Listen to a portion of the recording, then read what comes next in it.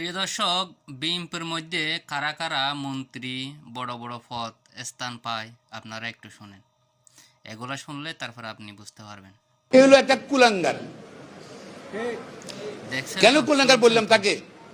আমি অনেকদিন বলছি বিএনপির একজন আইনজীবী, বড় আইনজীবী, বিএনপির মধ্যে সভাপতি আইনজীবীর, সে কি বলে আর কিছু শুনেন।